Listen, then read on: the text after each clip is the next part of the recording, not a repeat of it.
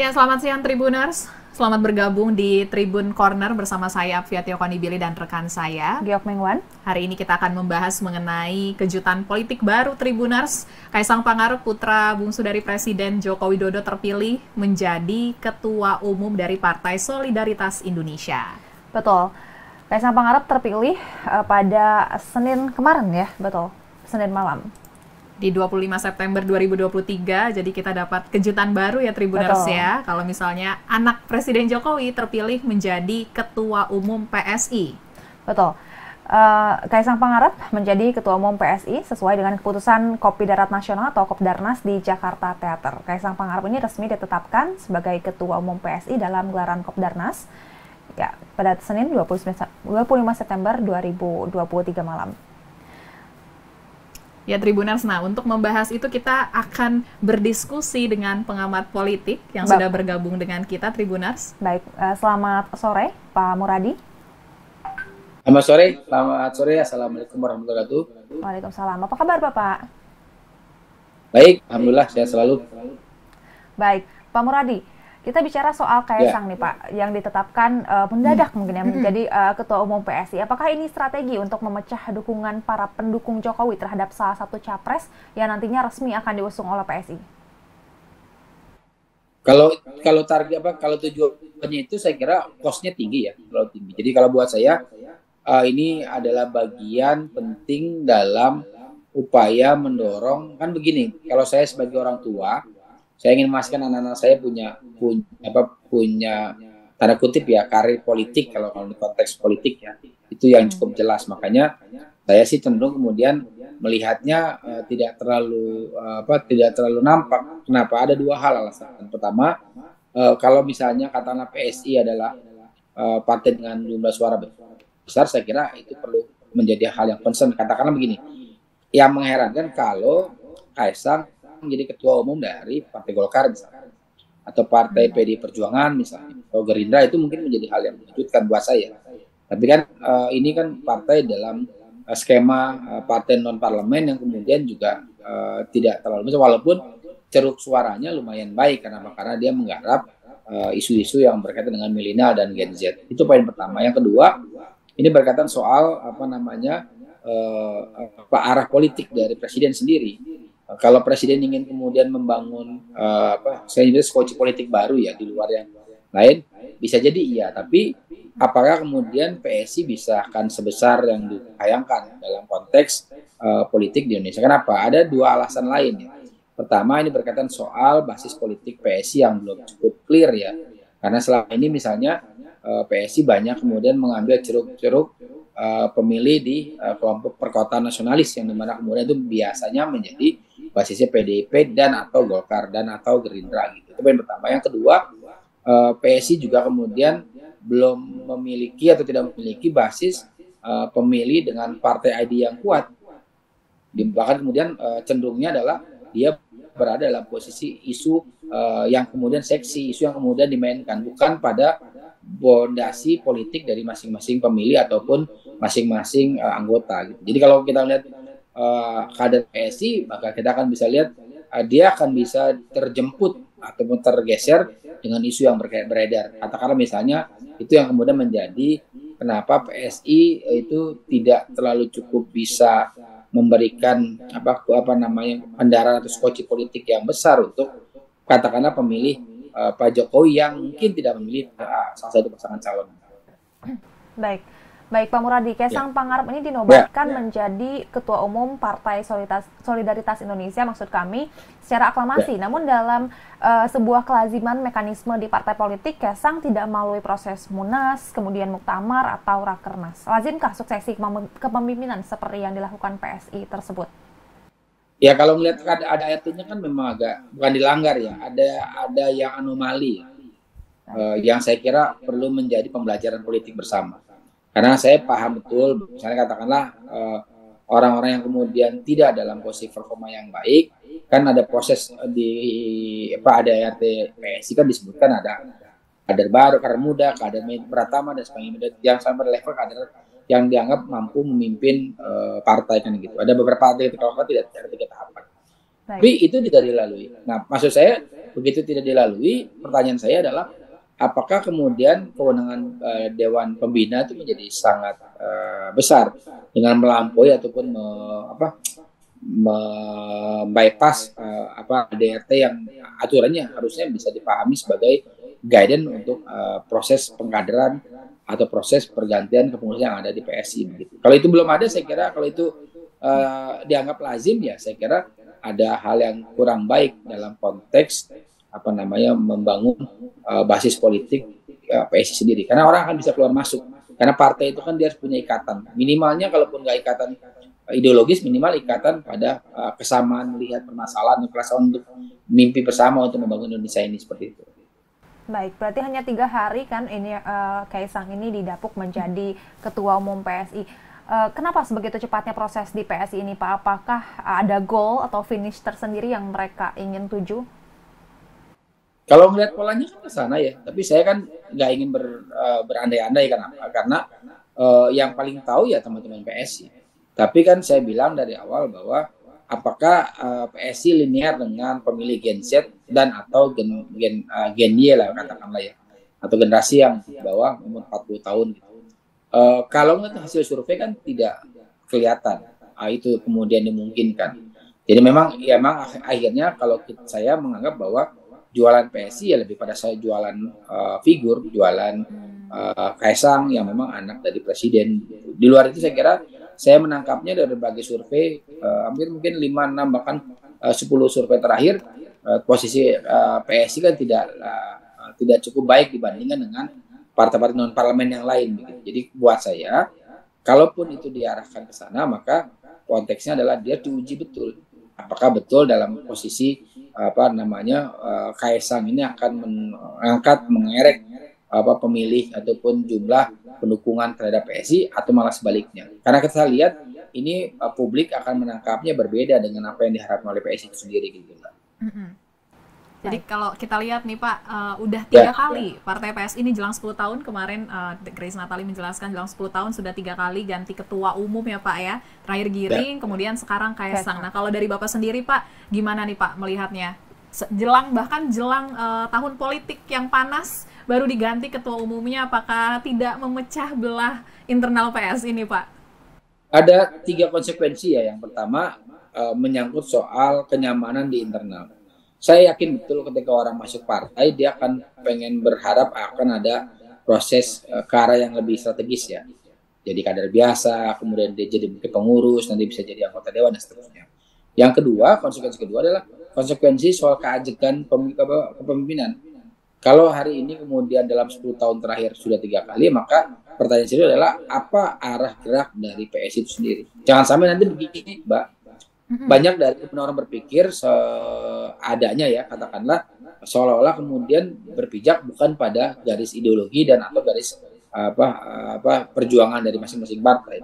Jadi orang lihatnya hanya figur dan sebagainya. Ini akan juga membahayakan untuk masa depan demokrasi Indonesia. Itu poin kedua. Nah yang ketiga, kalaupun kemudian misalnya katakanlah ini betul misalnya prosesnya ke arah yang dimaksud untuk setidaknya lolos parliamentary threshold sebagaimana diharapkan ketika pidato Kaisang kemarin malam ya, maka jawabannya adalah siapa yang dituju, siapa yang menjadi basis dari pemilih dari PSI. Kalau mengacu pada hasil survei, ya jumlah pemilih di PSI ya dalam konteks misalnya hasil survei itu tidak lebih baik dibanding partai-partai non parlemen yang lain. Bahkan mohon maaf sekali lagi lebih kecil dibandingkan katakanlah partai Perindo yang kemudian baru juga punya pendekatan yang agak berbeda dibanding partai-partai lain. Saya sih menganggap bahwa ini perlu menjadi concern serius buat publik. Jadi kalaupun nanti misalnya PSI dipilih, maka dia tidak hanya menampilkan Kaisang sebagai figur, tapi juga apa gagasan yang bisa diperjuangkan untuk bisa ditawarkan. Tanpa itu, saya khawatir PSI hanya akan menjadi partai yang berada dalam posisi yang sekedar ada dan sekedar eksis tanpa bisa memberikan basis penguatan demokrasi yang ada di Indonesia. Saya kira itu sih poinnya. Oke, dari usia sendiri nih Pak, gimana Pak?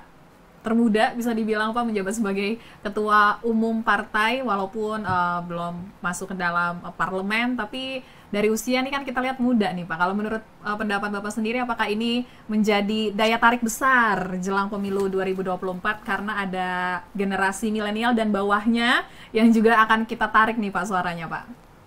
Ya, pertanyaan yang juga harus publik dengar jawabannya adalah apakah PSI juga memperjuangkan isu-isu anak muda? Itu poin pertama. Yang kedua, apa yang isu yang kemudian bisa anak muda itu? Karena ternyata partai-partai lain pun juga melakukan hal yang sama. Yang kedua, usia muda itu zaman dulu tahun 2000-an ya kata Bung Karno mendirikan PNI, usia 27 tahun sudah jadi ketua PNI. Itu eranya, atau mungkin bahkan zaman ketika pasca kemerdekaan ada Sultan Tahrir memimpin Partai Sosialis Indonesia waktu lebih muda juga di bawah 30 tahun, di bawah 35 tahun. Tapi poin pentingnya adalah muda aja nggak cukup, dia harus punya gagasan, dia harus punya sesuatu yang kemudian bisa ditawarkan ke publik. Karena apa? Karena makin kesini menurut saya publik akan makin konservatif melihat partai politik. Apa itu konservatif? Kalau gagasannya nggak ada, ngapain dipilih? Itu kan pertanyaan agak serius. Jadi kalau kemudian misalnya kita pengalaman misalnya ada status muda milenial gitu, kan selama hampir 5 tahun nggak kedengaran juga kiprahnya. Jadi saya kira ini juga menjadi salah satu hal yang perlu direnungkan bersama bahwa muda juga harus berpengalaman, bukan muda tapi juga punya misalnya tidak punya gagasan yang baik, gagasan yang baru, yang berbeda dengan generasi yang lebih senior. Kalau itu yang dimunculkan, maka saya kira PSI akan bisa survive. Tapi kalau kemudian hanya menekan muda saja tanpa ada gagasan yang berbeda dari dari partai-partai lain, maka PSI akan tidak muncul sebagai partai yang bisa memberikan efek positif bagi demokrasi di Indonesia ke depan. Siap Pak, jadi kita juga menunggu ya Pak gagasan dari Mas Kaisang nih setelah terpilih menjadi Ketua Umum PSI. Nah Pak, tapi kalau dengan hadirnya Kaisang di PSI yang mendadak ini Pak, terus kemudian kalau misalnya kita menyebut nama Kaisang pasti identiknya dengan Presiden Joko Widodo. Kita udah tahu Presiden Joko Widodo kan pasti mendukung Ganjar ya Pak ya dari PDIP. Sedangkan arah-arah PSI ini kan agak-agak ke Prabowo ya Pak ya. Kemarin-kemarin hadir terus di acara Prabowo, terakhir juga Grace Natali hadir di sana. Nah, kalau dari pendapat Bapak ini akan ngarah kemana nih Pak kalau misalnya PSI di bawah Kaisang Pak? Kalau saya gini, prinsip utama berpolitik itu kan kayak menikah. Menikah tuh begini, kalau sebelum janur kuning melengkung, ya dia masih bisa kemudian dikejar. Kalau dia pasangan calon pasangan pernikahan ya, hal yang sama juga dalam konteks partai politik. Sebelum deklarasi, belum definitif, saya kira peluangnya masih 50-50. Saya kira lihat arah pola politik dari PSI ini semata-mata adalah bagian dari skoci politik presiden saja, bukan sebagai alternatif, karena terlalu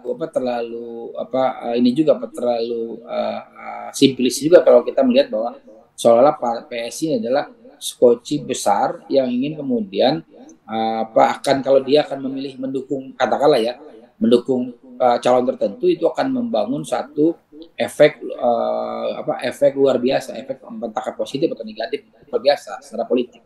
Itu yang saya kira perlu digarisbawahi. Tidak seperti itu, karena sekali lagi PSI bukan partai besar, dia kemudian bahkan tidak lolos parlemen threshold, bahkan kemudian juga posisinya adalah bukan dalam posisi yang menentukan. Makanya kemudian ketika PSI belum mendeklarasikan ketika datang ke acara Pak Prabowo, saya kira saya pahami betul karena arah politiknya juga kemudian dengan menjadikan Kaisang jadi calon jadi ketua umum, ini artinya apa? Posisinya makin ke tengah. Belum memilih salah satu dua calon yang kemudian disebutkan tadi.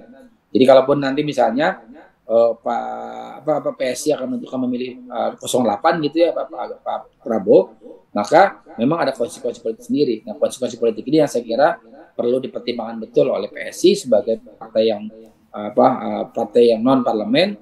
Apakah akan mempengaruhi perolehan suara untuk menjadi lolos ambang batas parlemen gitu, atau yang kedua adalah itu menjadi membangun manuver politik untuk membangun daya tawar politik yang jauh lebih baik tanpa kemudian memperhitungkan lolos tidaknya dalam ambang batas parlemen.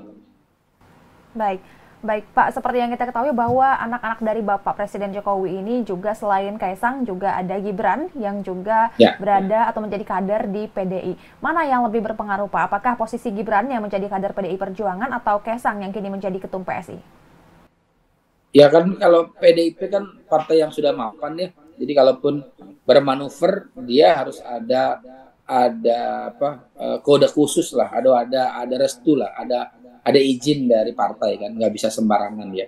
Jadi pasti kemudian lebih lincah Kaisang sebagai ketua umum karena dia memiliki keleluasan bergerak gitu.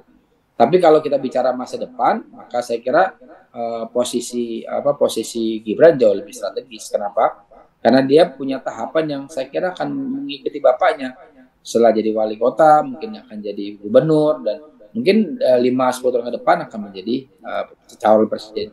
Artinya tahapan itu jauh lebih strategis ketimbang misalnya ujuk-ujuk atau tiba-tiba setelah 3 hari jadi kader bisa jadi ketua umum. Ini partai itu akan dianggap tidak memiliki daya tawar luar biasa. Karena akan setiap orang bisa keluar masuk tanpa ada kemudian sekat ataupun tahapan-tahapan yang harus dilalui oleh seorang kader. Saya kira ini juga akan melukai perasaan teman-teman yang sudah mungkin menjelang ada pendiri partai dan atau misalnya kader-kader yang lebih senior yang ada di dalam yang berharap juga punya harapan, punya keinginan untuk menjadi salah satu pimpinan partai yang diklaim sebagai partai anak muda tersebut. Baik Pak, Jokowi dan juga Gibran di PDI Perjuangan. Lalu menurut Anda apa Pak yang akan disikapi secara politis oleh PDI Perjuangan pasca terpilihnya Kaisang? Saya kira kalau saya jadi urus partai di PDIP nggak ada urusan apa-apa karena Kaisang bukan lagi satu rumah dengan Pak Jokowi. Kan aturan yang ada di PDIP itu adalah yang nggak boleh satu rumah, satu keluarga. Mereka sudah punya keluarga sendiri dan masing-masing punya hak politik masing-masing. Walaupun betul dalam tradisi politik di banyak negara harusnya satu keluarga besar ya. Kayak saya pernah lama tinggal di luar negeri, saya tuh nggak pernah lihat misalnya satu keluarga itu beda-beda pilihan.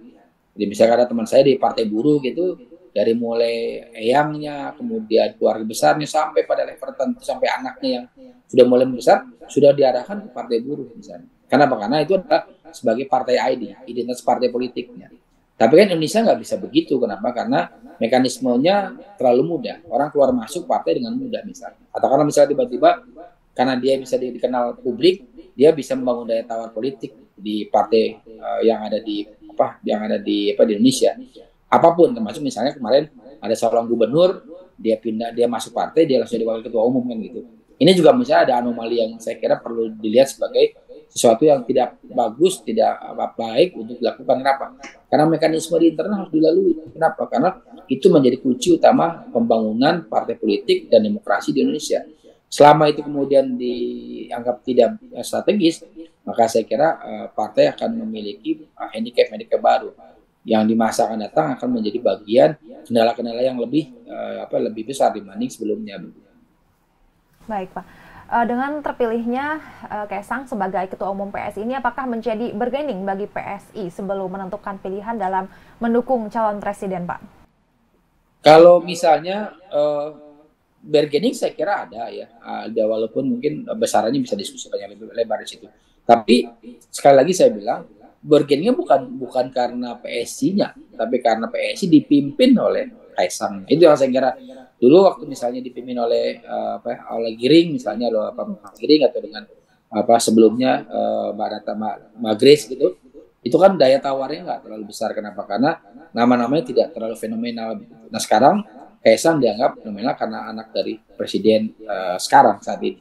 Itu yang saya kira menjadi penting. Karena itu bisa mempengaruhi arah gerak presiden mendukung ke siapa.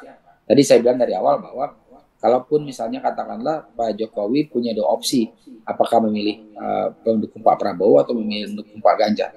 Terlepas kemudian dia sebagai kader PD Perjuangan ya beliau. Tapi poin pentingnya adalah dari sini akan punya arahan penting.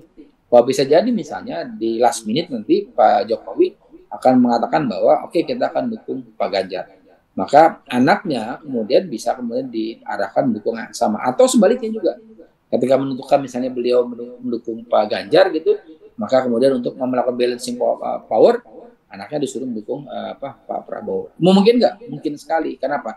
Kan dinamika politik hari ini tidak dalam skat-skat politik yang terukur. Jadi katakanlah misalnya hari ini kita bisa bilang bahwa posisi Ganjar jauh lebih efektif dibanding Prabowo. Tapi dalam waktu berdekatan, posisi Prabowo mungkin jauh lebih strategis. Ini yang saya kira menjadi bagian penting kenapa posisi PSI meski kecil ya, meski partai non parlemen memiliki daya tawar yang relatif lebih dibanding sebelum dipimpin oleh Kaisang. Siap, terima kasih Prof. Muradi ngobrol-ngobrolnya hari ini. Jadi ada tugas berat nih dari Kaisang karena harus ada gagasan-gagasan dari Kaisang ya Prof ya untuk mengangkat PSI di bawah kepemimpinan Kaisang. Terima kasih Prof diskusinya hari ini. Baik Tribuners, sekian perbincangan kita di Tribun Corner kali ini. Saksikan terus hanya di Tribun News. Saya Giok Mengwan. Saya Fitio Konibili. Kami pamit undur diri. Sampai jumpa. Terima kasih sudah nonton. Jangan lupa like, subscribe, dan share ya.